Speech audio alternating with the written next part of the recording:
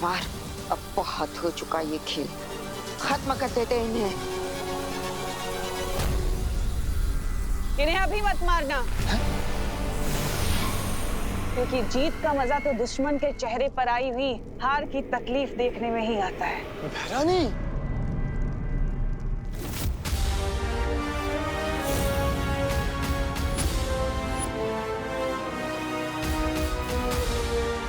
जाओ क्रोधाल, और जाकर बालवीर को बुराई का गुलाम बना दो।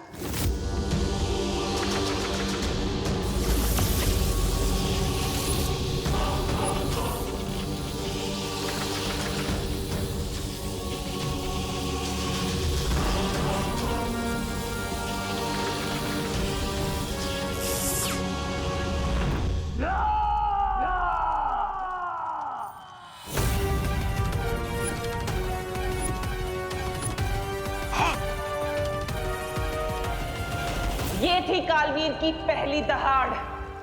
अब तुम सब बनोगे इसका शिकार। जैसी आपकी इच्छा भैरानी।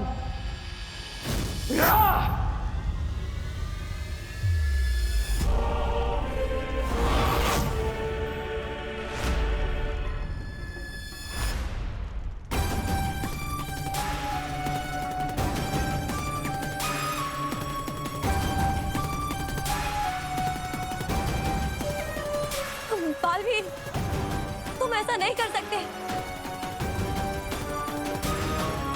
बालवीर, होश में आओ, तुम बुराई के वश में नहीं आ सकते।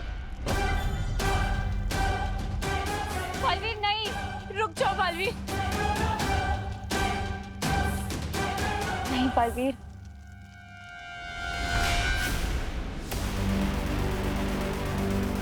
अब मुझे कोई नहीं रोक सकता, तुम भी नहीं।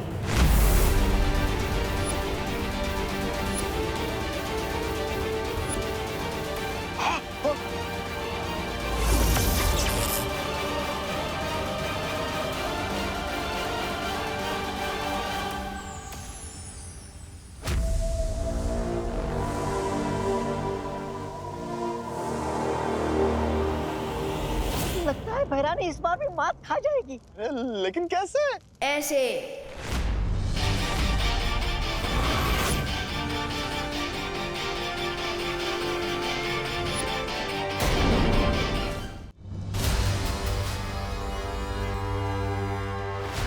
ये कैसे हुआ? तुम क्रोधाल की मदद से मुझे बुरा बनाना चाहते थे, लेकिन मेरे पार्टनर ने क्रोधाल को ही अच्छा बना दिया।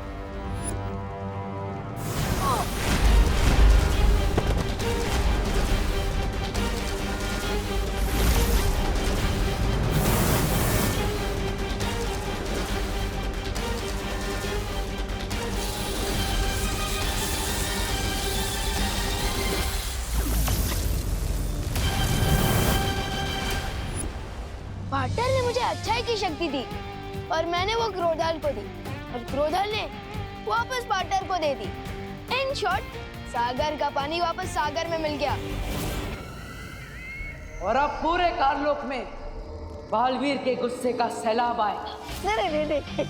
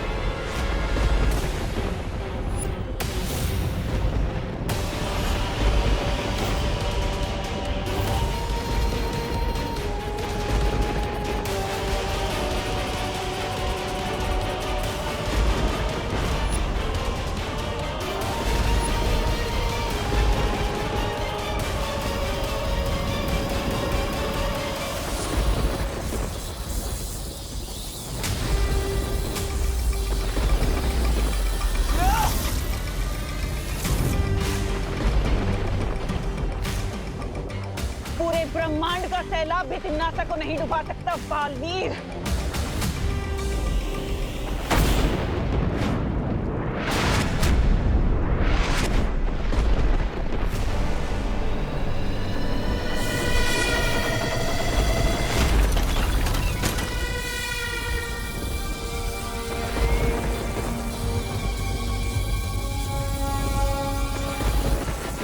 लगता है तिम्नासा ने क्रोधाल को जगाने से पहले ही उसकी बहुत सारी शक्तियां हासिल कर ली है। परियो, हमें वीर लोग पहुंचना चाहिए। हमें पहले क्रोधाल को खत्म करना होगा। फिर तिम्नासा की सारी शक्तियाँ अपने आप खत्म हो जाएगी। चलो परियों।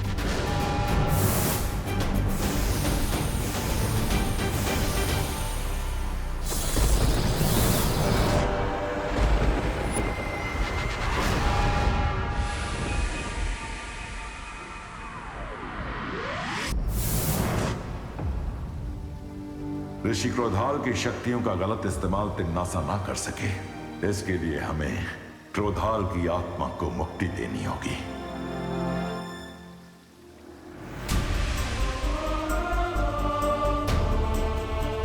ज्वालापरी,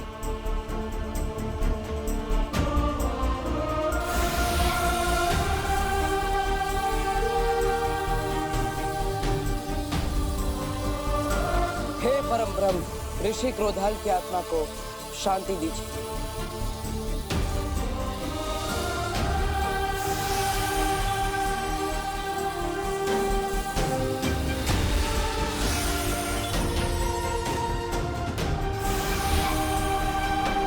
क्रोधाल की मुक्ति के साथ साथ उनकी शक्तियां भी पंचतत्व में विलीन हो गईं। हाँ, और अब तिम्नासा सिर्फ हाथ मलती रह जाएगी।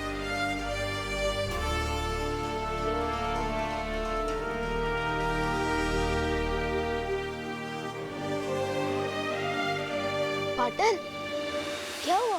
तिम्नासा को हराने के बाद भी आपने करेली जैसी शक्ल क्यों बना रखी है? ये आपका कोई नया स्टाइल है क्या? अगर है तो मैं भी बन जाता हूँ करेला। पाटर, अब तो हंस दो, हम जीत गए हैं। लेकिन मैं तो जीत कर भी हार गया।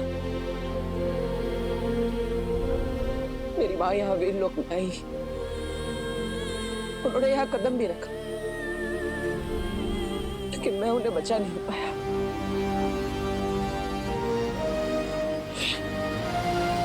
नहीं पाटर, आप हार जाओ, ऐसा हो ही नहीं सकता।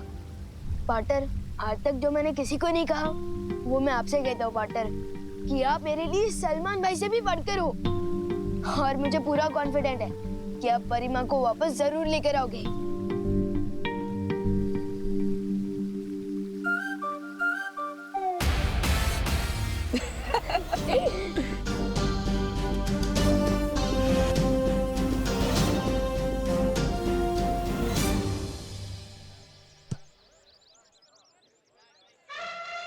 चिंटी, ना ही हम योगा करने वाले लोग हैं और ना ही जॉगिंग, तो फिर इतनी सुबह हम गार्डन में करने क्या आए हैं? हंटिंग भैया, हंटिंग। हंटिंग?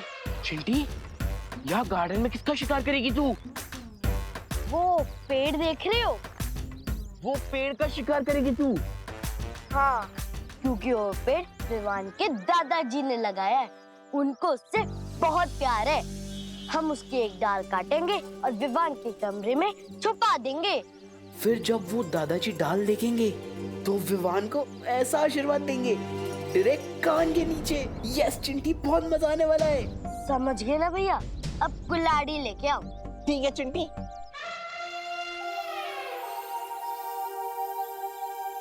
दादाजी ने पता नहीं क्यों मुझे यहाँ गार्डन में बुलाया। चलो भैया, अब चढ़ जाओ पेड़ पे और काट दो एक डाल। अब कौन सी मस्ती करने वाले हैं ये दोनों? चिंटी, मैं अकेले 4 सीढ़ियाँ नहीं चढ़ पाता और तू मुझे कुल्हाड़ी के साथ पूरा पेड़ चढ़वा रही है। मैं कैसे चढ़ूंगा? तो ठीक है, यहीं से निशाना लगाओ, लेकिन एक ही बार में 2 टुकड़े होने चाहिए। ठीक है चिंटी।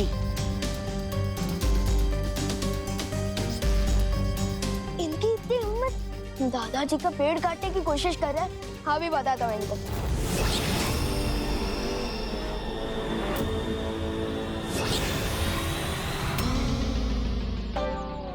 जरूर निशाना लगाए भैया। चिंटी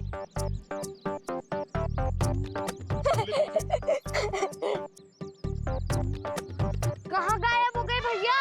जिस डाल को हम काटने वाले थे उस डाल पे लटका हूँ मैं। मैंने तो कुल्हाड़ी फेंकने को बोला था, खुद को नहीं। चिंटी तेरा ही तो आइडिया था। चिंटी मुझे जल्दी से नीचे उतार दे, नहीं तो अगर मैं नीचे गिरा तो डायरेक्ट ऊपर चला जाऊंगा।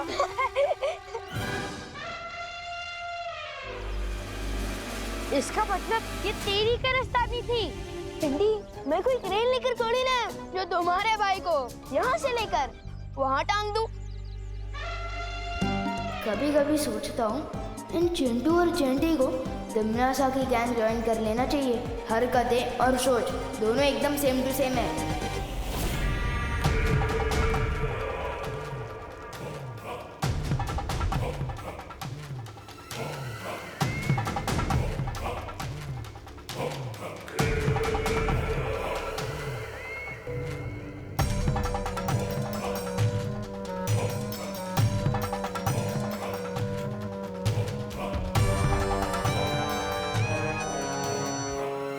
भैरानी, ये चने मूर्ति के सामने रखने से अच्छा थोड़े भैराजा को खिला दीजिए।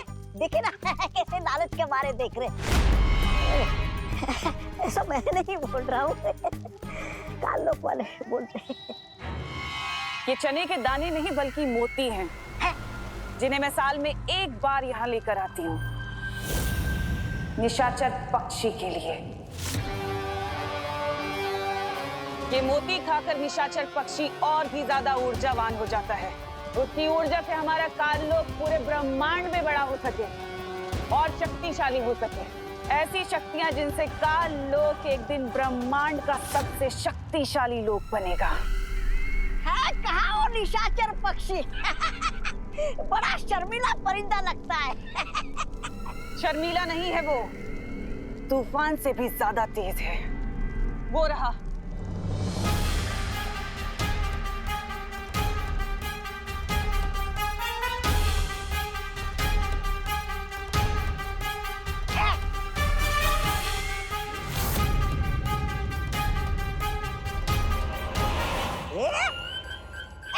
इस परिंदे का नाम तो गोलमाल परिंदा होना चाहिए। कब आया, दाना खाया, निकल गया, दिखाई भी नहीं दिया। छोटी आंखों से नहीं तौबा तौबा, बड़ी आंखों से दिखता है वो। वो देख वो रहा सामने। भैरानी देखिए।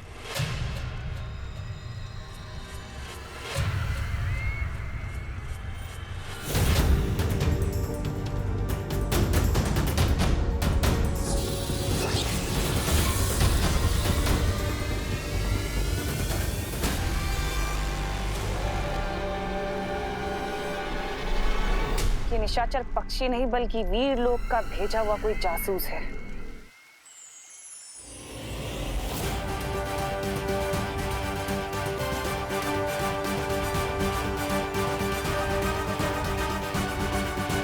मेरे गुप्तचर ने एक ऐसी चीज का पता लगाया है जिसका इस्तेमाल हम तिमनासा के खिलाफ हथियार की तरह कर सकते हैं। कौन सी चीज शौर्य? निशाचर पक्षी। निशाचर पक्षी? ये कौन है शौर्य? ये एक खास किस्म का पक्षी है जिसे हर साल तिमनासा भोजन देकर खुश रखती है, जिससे तिमनासा के अंदर ऊर्जा और शक्ति बनी रहे। एक पक्षी को भोजन देने से तिमनासा की शक्तियों का क्या संबंध शौर्य? वो कोई आम पक्षी नहीं है वायुपरी। उस पक्षी में तिमनासा की जान बसी हुई है। इसका मतलब कि अगर हमने उस निशाचर पक्षी को मार दिया तो तिमनासा अपने आप मर जाएगी।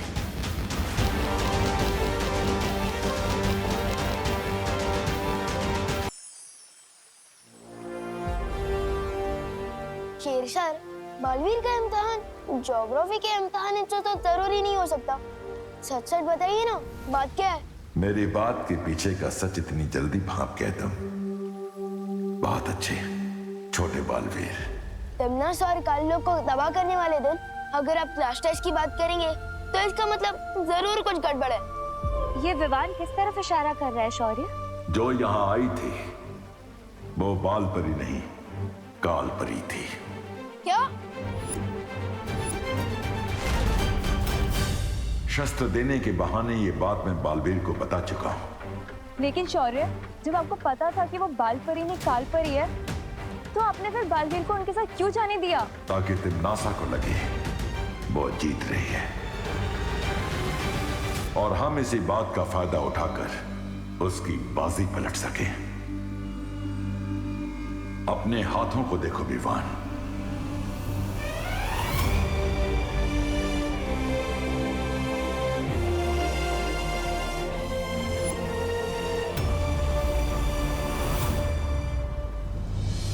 इसका मतलब पार्टनर ने अच्छाई का सत्व मेरे हाथों में डाल दिया है। हाँ विवान, अब तुम्हें तिम्नासा और क्रोधाल को खत्म करने में बालवीर की मदद करनी होगी।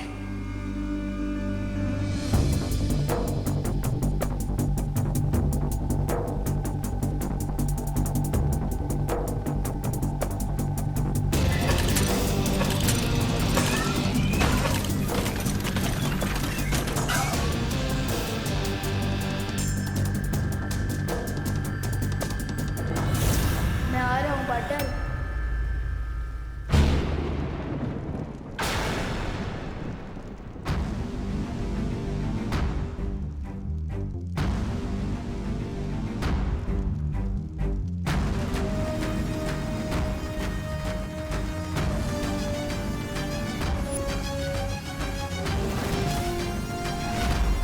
पूरी काम खत्म करना है। कैसा काम? एक ऐसा काम जिसकी शुरुआत एक पेड़ से होगी। चिंटू को तो पेड़ ने सजा दे दी, अब तुम्हें भी इनसे माफी मांगनी पड़ेगी। ये विवान हवा ने दे। पेड़ क्या कोई टीचर है जो हमें पनिशमेंट देगा? पेड़ पौधे तो टीचर से भी बढ़कर होते हैं, वो हमें ऑक्सीजन देते हैं। अगर पेड़ पौधे नहीं होंगे तो हमें दाल चावल कहाँ से मिलेंगे? दुकान से। तुम ऐसे नहीं समझोगे। वो ट्री देवता अपने चिंटू को अपनी दाल काटने की कोशिश करने की सजा तो दे दी, लेकिन इस चिंटी की भी अकल ठिकाने लगा दीजिए।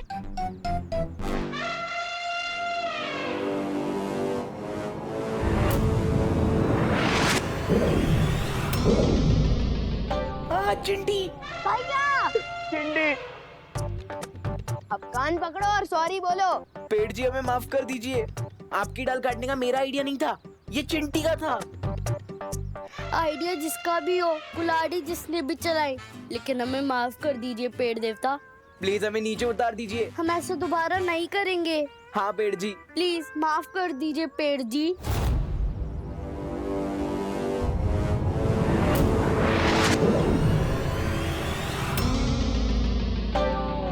भागो भैया भागो।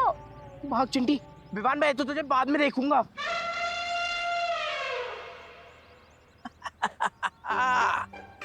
अरे वाह, ये चिंटू चिंटी दोनों दौड़ रहे हैं, जॉगिंग कर रहे हैं, बहुत अच्छे। दादाजी वो सब छोड़िए, पहले मुझे ये बताइए आपने मुझे यहाँ क्यों बुलाया है? ये बताने के लिए कि पेड़ हमारे जीवन में सबसे ज्यादा जरूरी है। वो हवा से कार्बन डाइऑक्साइड खींचते हैं और ऑक्सीजन छोड़ते हैं। और ऑक्सीजन के बिना हम जिंदा नहीं रह सकते, है ना? और इसलिए हमें पेड़ पौधों का ध्यान रखना चाहिए। शाबाश विवान। दादाजी मुझे ये सब पता है, आपने सिर्फ ये बताने के लिए मुझे यहाँ गार्डन में बुलाया? अरे नहीं बेटा, ये तो सब थियरी की बातें हैं, प्रैक्टिकल कोई नहीं करता। मैंने तुम्हें प्रैक्टिकल समझाने के लिए यहाँ बुलाया है। प्रैक्टिकल? ये देखो। बाल्टी? हाँ बेटा, आज नेशनल ट्री डे है, यानी हम दोनों इस गार्डन के सभी पेड़ पौधों को पानी देंगे। तुम उस तरफ जाओ, मैं इस तरफ जाता हूँ। जी दादाजी।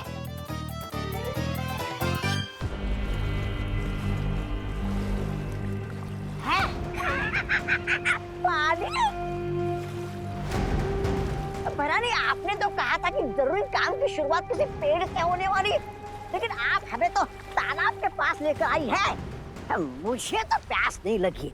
राजा, आपको प्यास लगी क्या? नहीं लगी? नहीं लगी।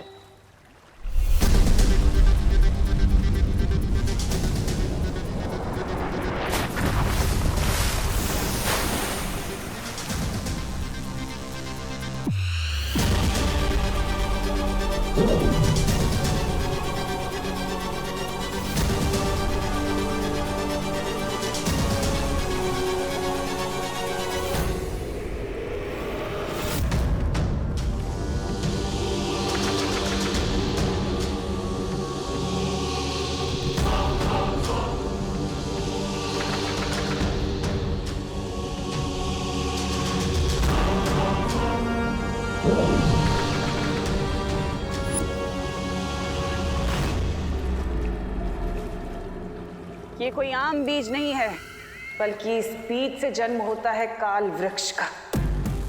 काल वृक्ष?